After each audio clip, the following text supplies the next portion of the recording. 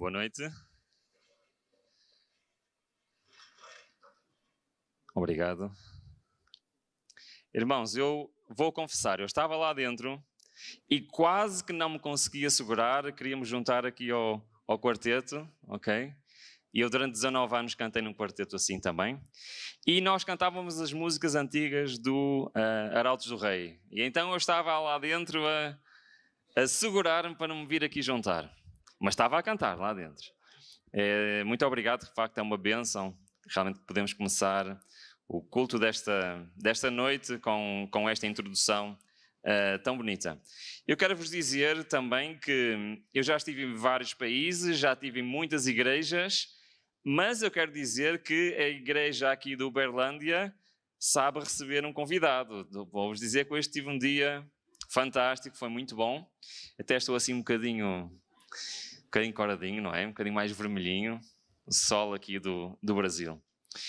Bom, vamos começar então a mensagem de hoje. Como podem ver, tem o título Os Dois Grandes Enganos. Então eu prometi ontem que hoje íamos falar dos argumentos que vão ser usados para enganar não um, não dois, não 100, todos os países deste planeta. Ok? O que é que vocês acham? Acham que é importante nós sabermos exatamente quais são os argumentos que vão ser usados para enganar o mundo? Sim ou não? Sim? É muito importante nós sabermos. Porquê? Porque a Bíblia diz que, se possível for, enganaria até os... Conhecem este texto, certo? Sabem que os escolhidos escolheram ser escolhidos. Certo? Os escolhidos escolheram ser escolhidos. E eu queria vos dizer que nos eventos finais há uma característica fundamental que os escolhidos têm. Eles sabem o que é que vai acontecer. E por isso, se eu não sei o que vai acontecer, eu estou em perigo. Em perigo de ser enganado. E por isso que é muito importante nós, como adventistas, termos a noção que temos que ser estudantes e ouvintes das profecias. É uma parte central da mensagem adventista e à medida que nos aproximamos do tempo do fim, mais e mais importante vai ser para um cristão adventista saber exatamente o que vai acontecer a este mundo. Então, nós ontem vimos duas coisas importantes. Nós fizemos um estudo bíblico, certo? E eu penso que ontem não houve muitas novidades, ok? Não houve muitas novidades, pois não? Houve algumas, vá. Mas basicamente nós falámos daquilo que é a base da escatologia adventista, da compreensão dos tempos do fim. Vai haver uma luta entre 2 dias, certo? Sabemos isso. Então nós vemos que isso... Pela Bíblia nós vimos que o selo de Deus vivo é o sábado, a marca da besta é o domingo, e vemos ali que existe a diferença entre o I e o O. Lembram-se o que é que isso quer dizer, não se lembram? Ok, muito bem. E depois nós vimos numa profecia do Velho Testamento, em Ezequiel, capítulo 21, vimos que há o quê? Uma linha do tempo contínuo de poderes perseguidores do povo de Deus, desde a altura de Israel, até quando? Até à segunda vinda de Cristo, ok? E nós vimos essa linha de tempo e chegamos à conclusão que os dois poderes que vão estar juntos nas cenas finais, os principais serão Roma e os Estados Unidos, certo? Foi isso que nós vimos ontem. Mas eu queria fazer uma pergunta. Quando nós começámos a mensagem de ontem, eu disse-vos que o objetivo era nós conseguirmos, na Bíblia, chegarmos a estas conclusões. Conseguimos ou não? Sim? Ok. Agora eu quero vos dizer uma coisa que é, isto que para muitos outros cristãos parece uma invenção dos adventistas do sétimo dia, na realidade já aconteceu no passado. Então trata-se de uma repetição do que aconteceu no passado. Os personagens foram ligeiramente diferentes, mas o assunto foi exatamente o mesmo. Reparem, o que é que diz no final do versículo 14? E eu queria vos dizer que toda esta semana nós vamos estudar apenas 5 versículos do capítulo 13. Pode parecer muito tempo a falar sobre 5 versículos, mas digo-vos que vai valer a pena. Reparem, o que é que diz no versículo 13 e 14? Referindo-se aos Estados Unidos, e faz grandes sinais, de maneira que até fogo faz descer do céu à terra à vista dos homens, e engana os que habitam na terra com sinais que lhe foi permitido que fizesse em presença de Roma, dizendo aos que habitam na terra que fizessem o quê?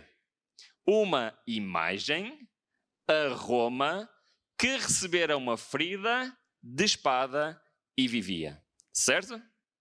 Então nós vimos naquela linha de tempo ontem que todos aqueles poderes caíram, certo ou errado?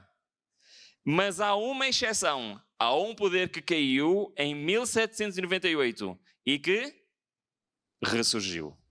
E vai fazer parte então dos eventos finais. Mas então, se isto é uma imagem do que aconteceu no passado, o que é que vocês acham? Acham que é importante nós sabermos o que é que aconteceu no passado? Estão prontos para viajar um bocadinho pela história? Sim? Então vamos lá ver. Esta nossa história começa com este homem. Sabem quem é este homem? Foi provavelmente o imperador mais importante na história do cristianismo. O imperador Constantino, que viveu no século IV da nossa era. Não sei se conhecem a história deste homem, mas a história é muito interessante. Do lado esquerdo estão a ver uma placa que se encontra na cidade de Milão, lá no norte da Itália, numa pequenina igreja, que é a igreja de San Giorgio al Paso, e está esta placa a comemorar o Édito de Milão. Este Édito de Milão foi um édito muito importante na história do cristianismo e é o cumprimento de uma profecia do livro do Apocalipse, ok?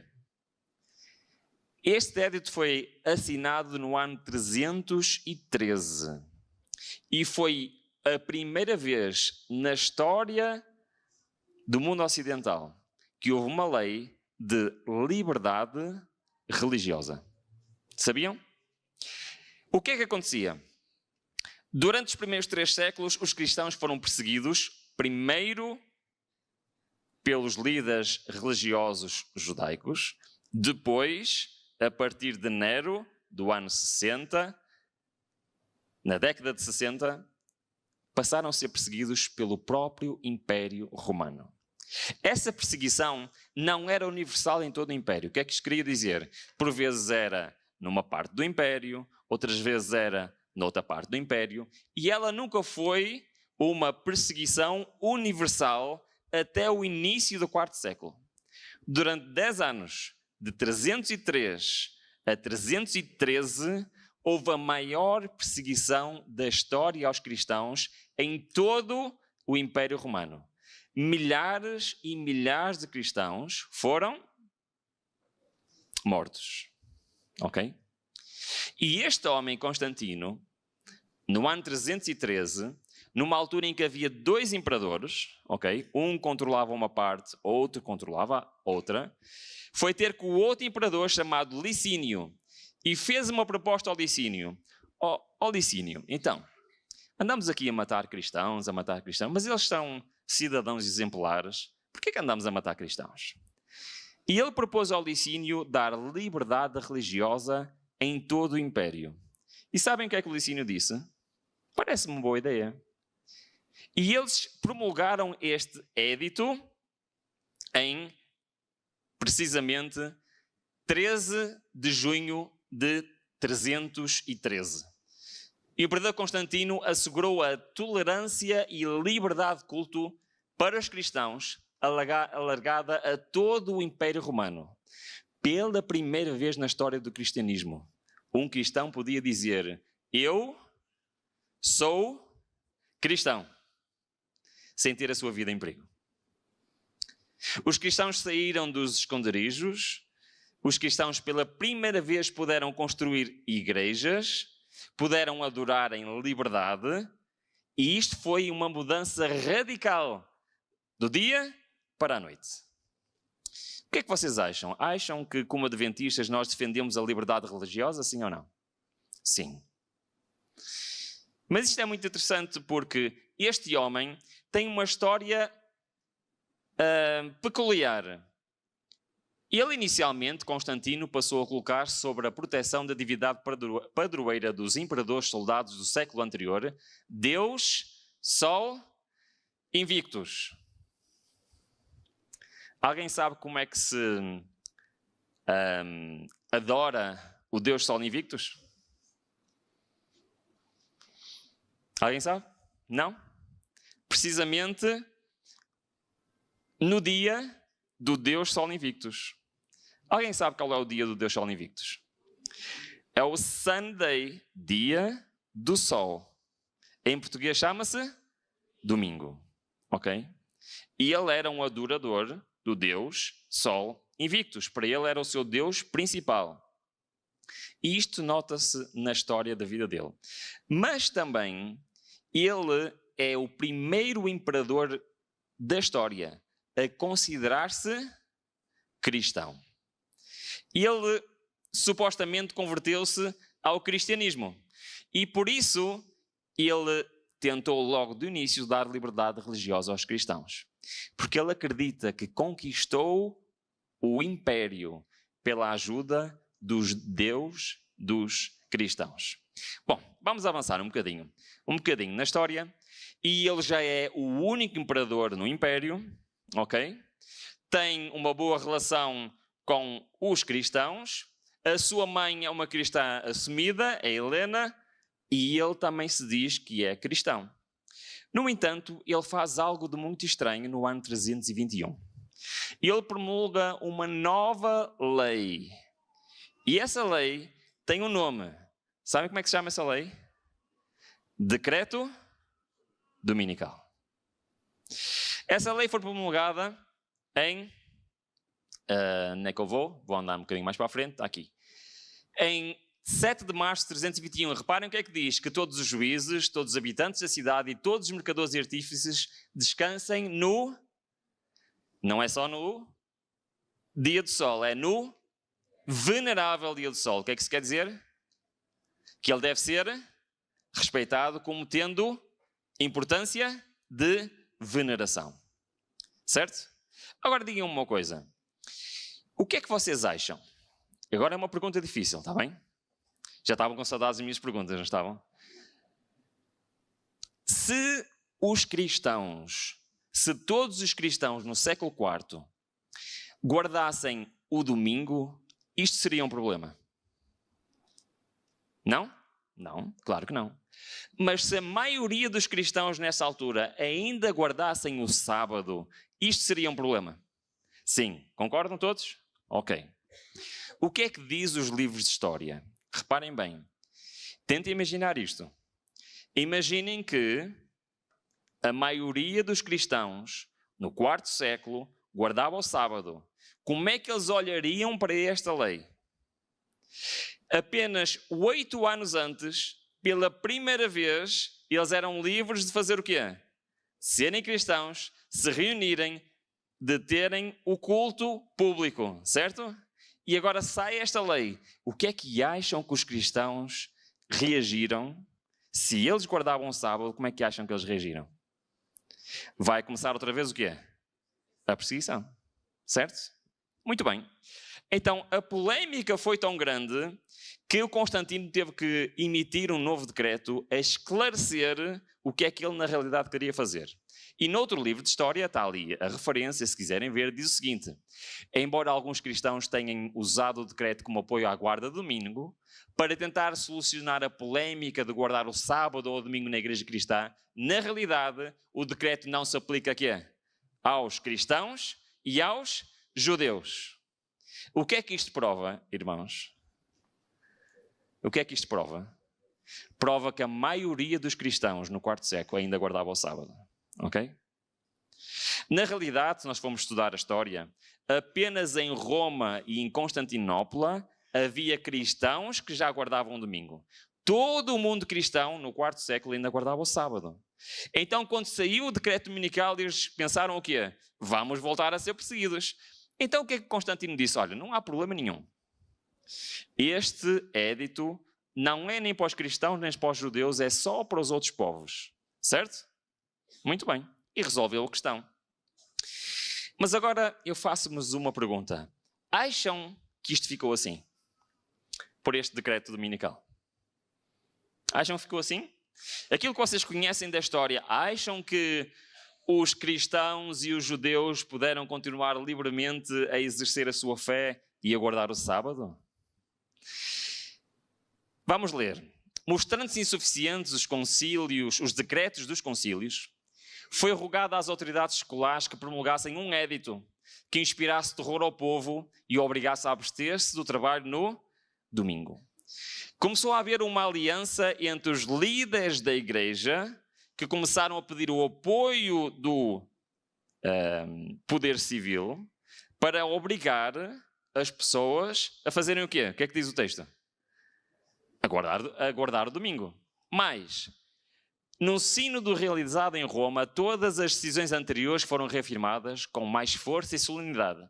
Foram também incorporadas à lei eclesiástica e impostas pelas autoridades civis, através de quase toda a cristandade. Isto é interessante porque, se vocês repararem bem, olhem bem para o texto, incorporadas onde? À lei. O que é isso, lei eclesiástica? É a igreja. E o que é isso de autoridades civis? São os países da Europa. Então, no passado, também houve dois poderes que se envolveram na perseguição aos cristãos bíblicos. Quais foram? Roma e os países quê? Europeus. Certo? Um era o poder eclesiástico, o outro era o poder civil. Estão a perceber a comparação com o futuro? Também temos o poder eclesiástico e o poder civil. Mas há uma diferença.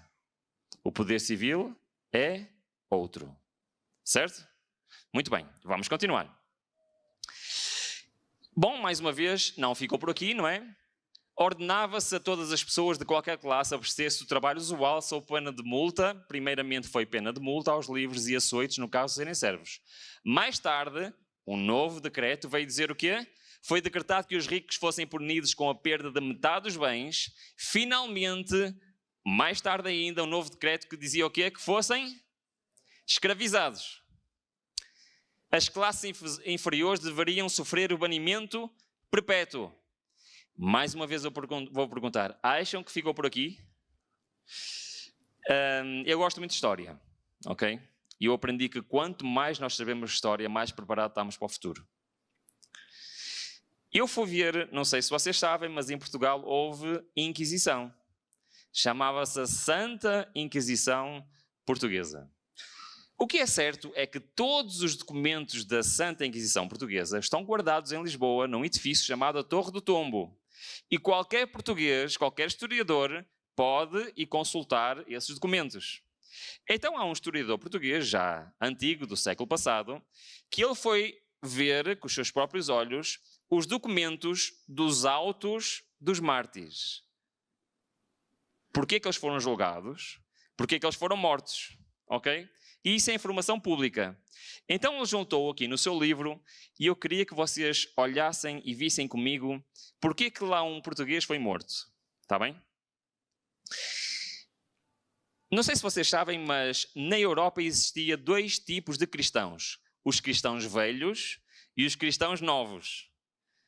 É um termo um bocado estranho, não é? O que eram os cristãos velhos e os cristãos novos? São aqueles cristãos velhos eram os que eram de descendência de cristãos. Os cristãos novos eram os judeus que foram convertidos à força ao cristianismo. Ok? E se eles não fossem assumidamente cristãos, eles eram mortos. Ok? Então a Inquisição servia para julgar e condenar judeus, pessoas acusadas de feitiçaria e hereges, pessoas que eram já cristãos, mas que tinham doutrinas diferentes da igreja oficial, que é o caso deste senhor. Este senhor, eu vou-vos mostrar, está neste livro, é um senhor chamado Gil Vaz Bugalho, e ele era um desembargador, por isso era uma pessoa bastante importante e influente no país, e ele era um alto funcionário público do país. E isto é o processo do seu julgamento pela Inquisição Portuguesa. Reparem que diz, um cristão velho, o que é que isto significa? Que ele não era nenhum judeu convertido, ele era um cristão. Acusado de práticas judaizantes pela Inquisição Portuguesa, Bugalho foi acusado de observar rituais e leis judaicas. E especificamente, porque é que ele foi morto? Ele é descrito como guardando o sábado de maneira semelhante aos judeus. E o que é que aconteceu a este nosso amigo? Foi morto. Então, se nós virmos aqui a sequência destes eventos, nós vamos entender que existiram 5 fases diferentes deste decreto dominical, ou se quiserem, 5 leis cada vez mais restritivas. A primeira era um descanso dominical que afetou os cristãos, sim ou não? Afetou os cristãos, sim ou não? Não. O que é que ele disse? Podem continuar, esta lei não é para vocês. Mas com o decorrer da história, foi isso que aconteceu? Não. Logo a seguir veio o quê? Multas, açoites, depois perda de bens, depois perda de liberdade e finalmente o que é que veio? A pena de morte. Irmãos, isto foi o que aconteceu no passado. O que é que vai acontecer no futuro? Bom, então nós ontem já vimos que há uma coisa que nós sabemos, pela profecia, que vai haver novamente o quê? Um decreto dominical. Vimos, certo? Todos concordam comigo? Alguém ficou com alguma dúvida em relação à mensagem de ontem? E como é que nós vemos isso aqui em Apocalipse 13? Nós vamos fazer isso para todas as fases do decreto dominical, está em Apocalipse 13. Nós vimos exatamente aqui uma imagem à besta que recebera a ferida da espada e vivia.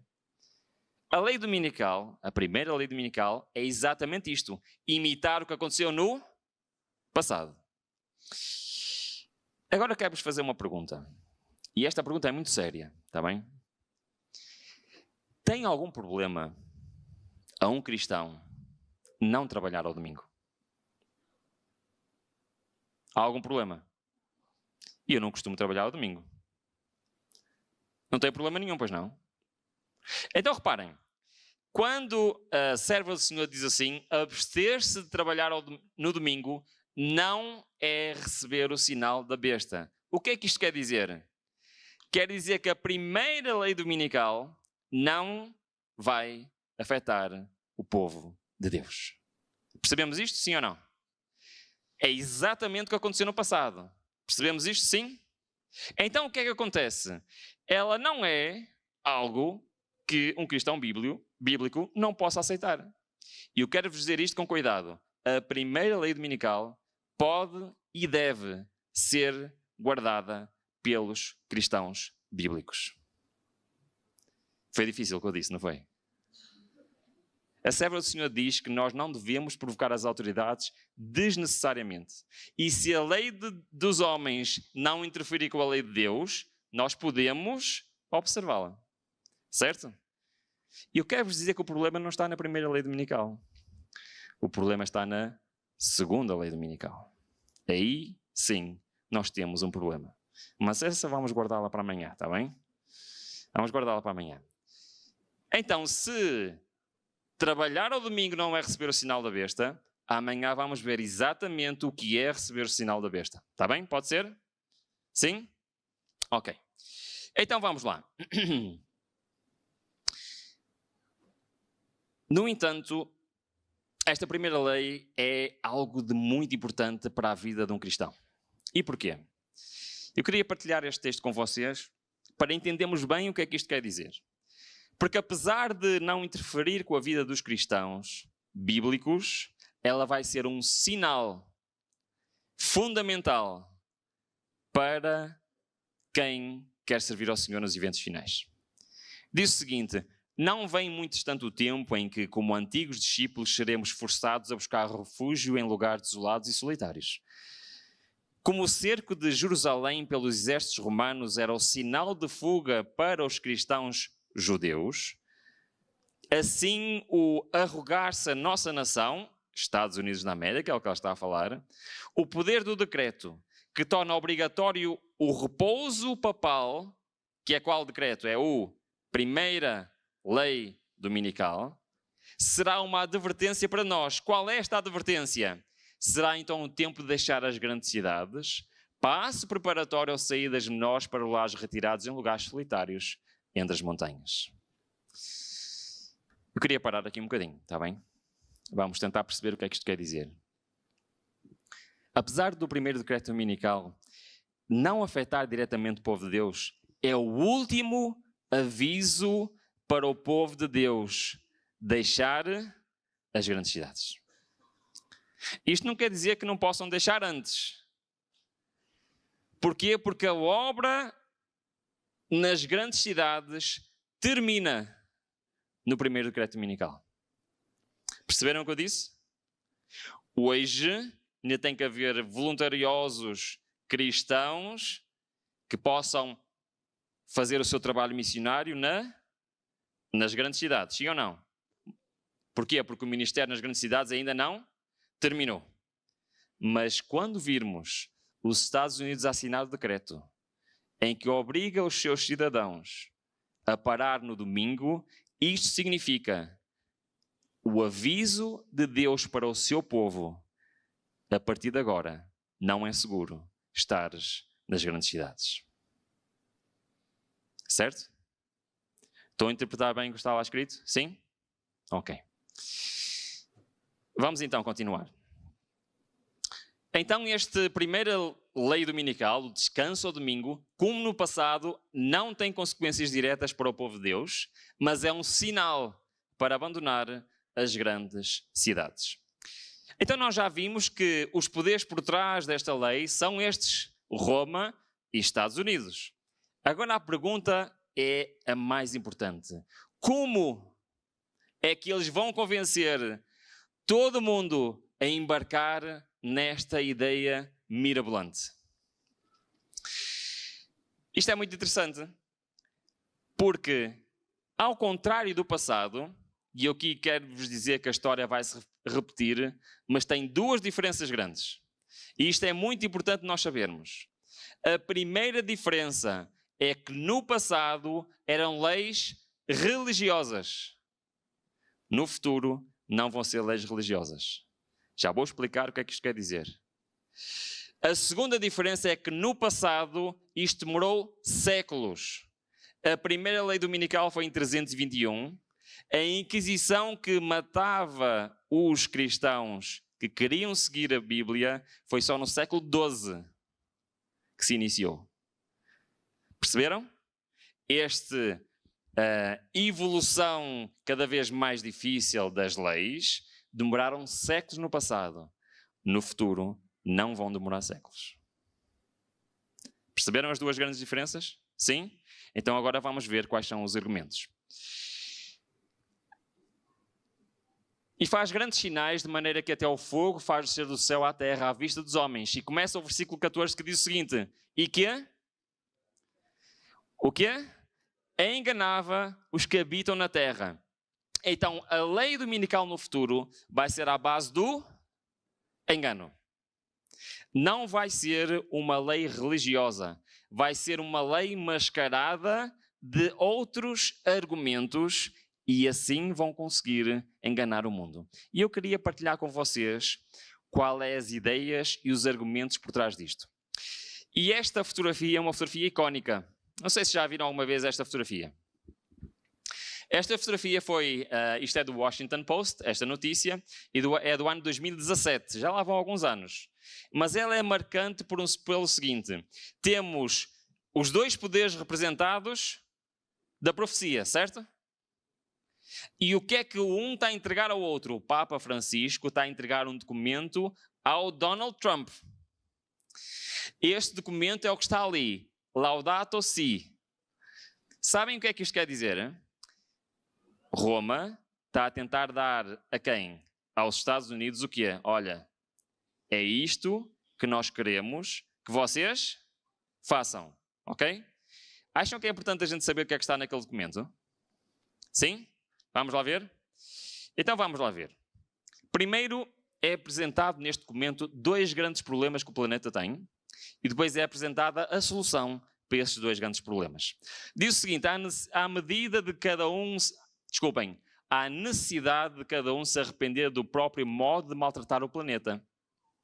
Porque todos, na medida em que causamos pequenos danos ecológicos, somos chamados a reconhecer a nossa contribuição, pequena ou grande, para a desfiguração e destruição do ambiente. Qual é o primeiro problema que está aqui salientado? Destruição do ambiente, ok? É um argumento ecológico, certo? Ok? Outro problema. Vivemos já há muito tempo na degradação moral. Baldámo-nos à ética, à bondade, à fé, à honestidade. Chegou o momento de reconhecer que esta alegre superficialidade de pouco nos serviu. Uma tal destruição de todo o fundamento da vida social acaba por colocar-nos uns contra os outros na defesa dos próprios interesses. Qual é o segundo problema identificado aqui? Concordam com ele ou não? Concordam? Sim? O nosso mundo está degradado moralmente, sim ou não? Sim. Então ele está a identificar os problemas, certo? Até aqui tudo bem. Então vamos continuar. Quando os seres humanos destroem a biodiversidade na criação de Deus, quando os seres humanos comprometem a integridade da terra e contribuem para a mudança climática, quando os seres humanos contaminam as águas, o solo, o ar, tudo isso é pecado. Porque um crime contra a natureza é um crime contra nós mesmos e um pecado contra Deus. Os problemas estão bem identificados. Problemas ecológicos, mudanças climáticas, problemas morais, certo? Vamos à solução apresentada? Portanto, entrega ao Trump e diz: Trump, é isto que nós temos que fazer juntos. Esta responsabilidade perante uma terra que é de Deus implica que o ser humano dotado de inteligência respeita as leis da natureza. Nessa linha, e não está mal escrito, é mesmo que está escrito no documento. Nessa linha, o descanso do 7º dia não é proposto só para o ser humano, mas para descansem o teu boi e o teu jumento. Assim nos damos conta de que a Bíblia não dá lugar a um antropocentrismo despótico que se desinteressa de suas criaturas. E eu vou parar aqui um bocadinho. O que é que está aqui a dizer? Desculpem lá. Podem me explicar o que é que está aqui? Que a Bíblia fala de quê? Do descanso em que dia? Sábado. E que não é só para o homem, é também para quê? Para a natureza, certo? É o que está aqui escrito. É? Isso está escrito na nossa Bíblia, sim ou não? Está. Vamos continuar. A tradição bíblica estabelece claramente que esta reabilitação implica a redescoberta e o respeito dos ritmos inscritos na natureza pela mão do Criador. Vocês acreditam nisto? Acreditam que existem ritmos inscritos na natureza pela mão do Criador? Sim ou não? Sim. Isto está patente, por exemplo, na lei do Shabat.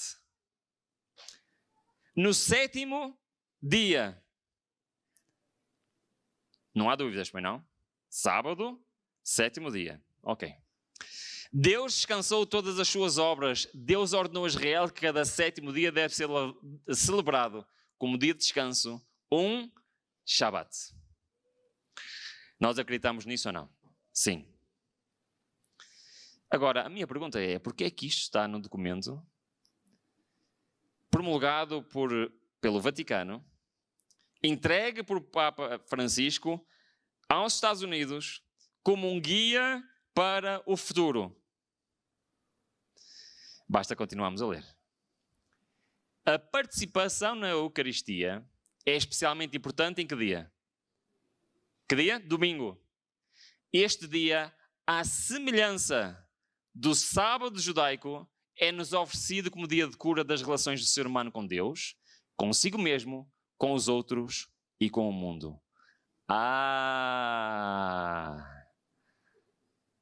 Perceberam? A Bíblia ensina que é e há um exemplo para fazermos isso com o domingo. O dia da Eucaristia. O repouso é uma ampliação do olhar que permite voltar a reconhecer os direitos dos outros. Assim, o dia de descanso, cujo centro é a Eucaristia. Que dia é este? Domingo. Difunde a sua luz sobre a semana inteira e encoraja-nos a assumir o que é o cuidado pela natureza e o cuidado pelos pobres. Qual é a solução apresentada por Roma para a questão climática e para a questão da moralidade? Qual é a solução?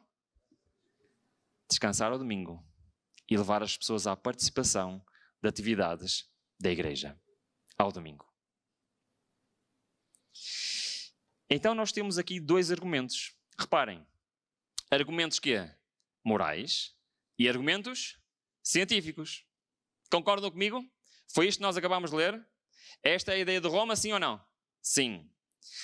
Eu queria vos dizer, com muito cuidado, o que vou dizer agora. Se nós ainda não lemos este livro, se calhar não estamos ainda prontos para o que vai acontecer.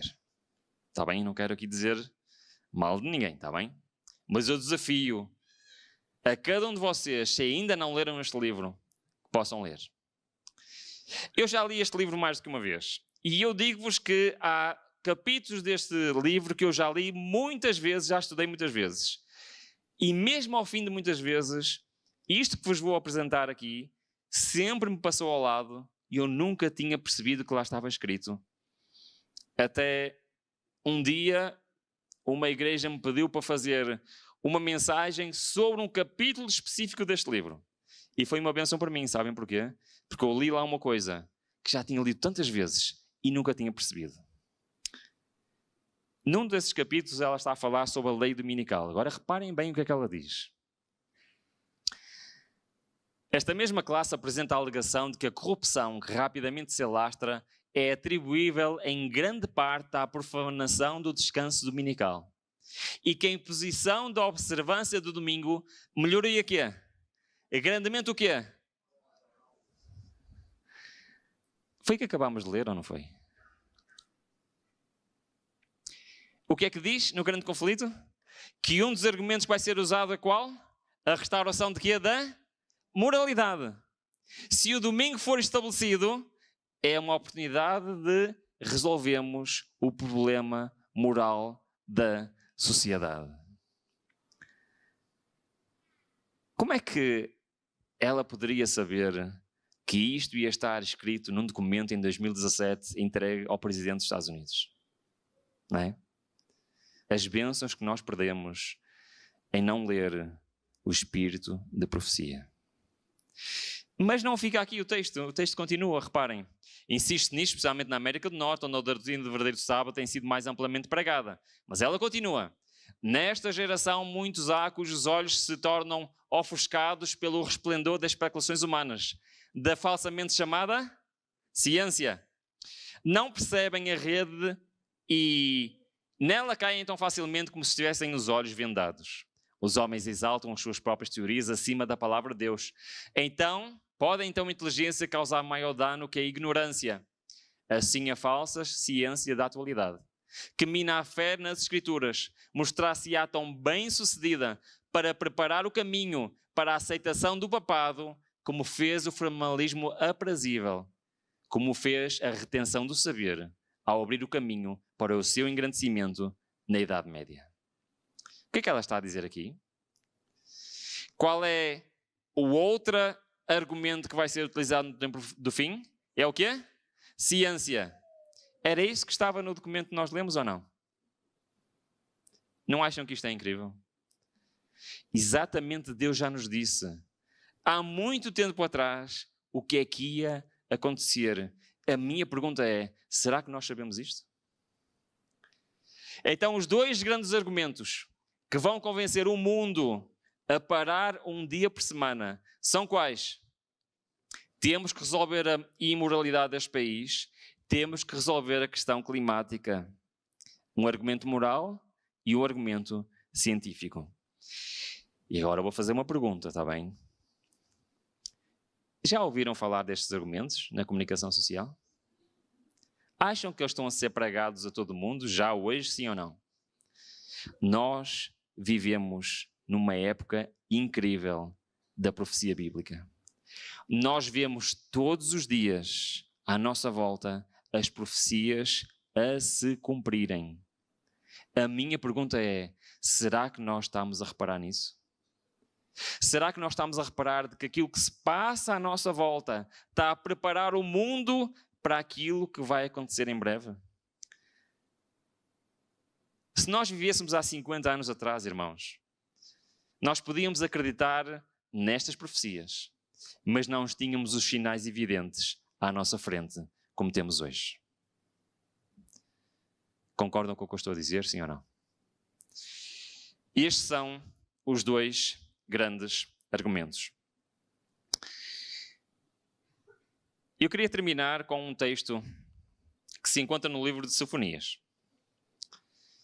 E até desafio os irmãos que possam abrir as vossas Bíblias, embora eu tenha o texto ali, ainda não vou mostrar.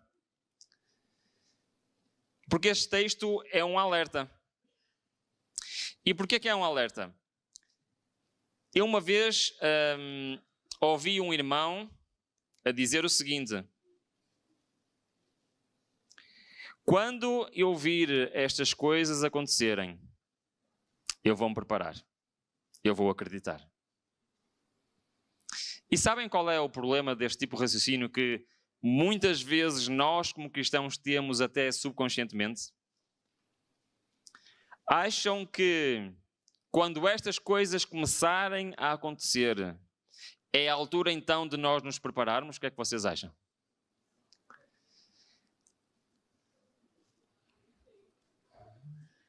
É verdade que aqueles que nunca conheceram isto terão uma segunda oportunidade. É verdade. Mas aqueles que hoje conhecem isto não terão uma segunda oportunidade. Isso é um tema que nós não vamos ter tempo de falar, mas é uma profecia bíblica que fala exatamente isso. E por isso eu quero vos dizer com muita clareza: o dia de preparação para os eventos finais é hoje. É hoje que eu me tenho que consagrar ao Senhor. É hoje que eu tenho que estudar as profecias. É hoje que eu tenho que meter na minha mente, no meu coração, de que aquilo que a Bíblia diz que vai acontecer 100% como está descrito na palavra de Deus. E Deus enviou-nos tantos avisos. Deus mostra-nos pela história, mostra-nos pela sua palavra, mostra-nos pela revelação profética do Espírito de profecia. Que mais nós precisamos, irmãos? Se fosse só pela história, eu até podia ter alguma dúvida: será que isto vai acontecer outra vez? Se fosse só pela Bíblia, eu podia dizer: se calhar eu estou a interpretar mal o que está aqui escrito. Mas lembram-se que eu ontem vos disse que havia 3 maneiras de nós interpretarmos a profecia, não se lembram? História, Bíblia, revelação profética. Todas as 3 dizem exatamente o mesmo: isto vai acontecer. Isto não é uma invenção da Igreja Adventista do 7º dia. Isto é uma doutrina bíblica, histórica e profética. E a pergunta é: a coisa mais triste que pode haver neste mundo é eu saber a verdade e ser enganado. Se eu não sei a verdade, é provável que eu seja enganado. Mas eu posso estar no sítio certo, na altura certa, e não aproveitar o privilégio que eu tenho e me preparar para as cenas que vão acontecer. E o que é que nos diz esta profecia? Reparem bem, esta profecia está a falar nos eventos finais. Esta profecia não era para o tempo de Israel. O que é que diz? Concentra-te. Está a falar para mim. Está a falar para cada um de vós.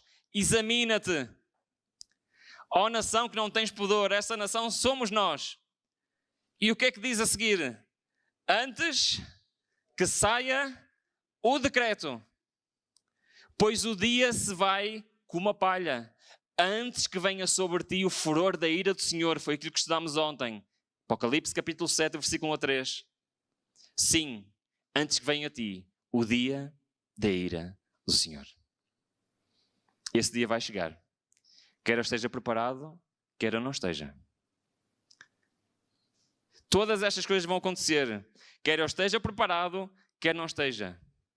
Mas, irmãos, não podemos dizer que o Senhor não nos avisou. E ele até disse especificamente quais seriam os argumentos que iam ser usados. E nós podemos ver com os nossos próprios olhos, ouvir com os nossos próprios ouvidos, e estes argumentos a serem postos perante nós diariamente. Nós podemos diariamente ver as profecias a se cumprir. E por isso eu quero rogar a mim e a cada um de vocês. Está na altura de nós despertarmos. Está na altura de nós não olharmos para a profecia como algo que vai acontecer. Está na altura de vivermos como se isto fosse acontecer. Perceberam o que eu disse? Perceberam a diferença? Está na altura de eu apenas saber e continuar a viver a minha vida normalmente. Está na altura de eu viver como se eu tivesse 100% de certeza que isto se aproxima, porque a palavra de Deus não falha. Que o Senhor nos possa abençoar e que nos possa continuar a dirigir na aventura profética. E eu quero vos dizer que amanhã vamos ver mais um aspecto que vai servir como argumento para a segunda lei dominical. E essa sim, irmãos, vai haver um problema para quem quer continuar fiel à palavra de Deus.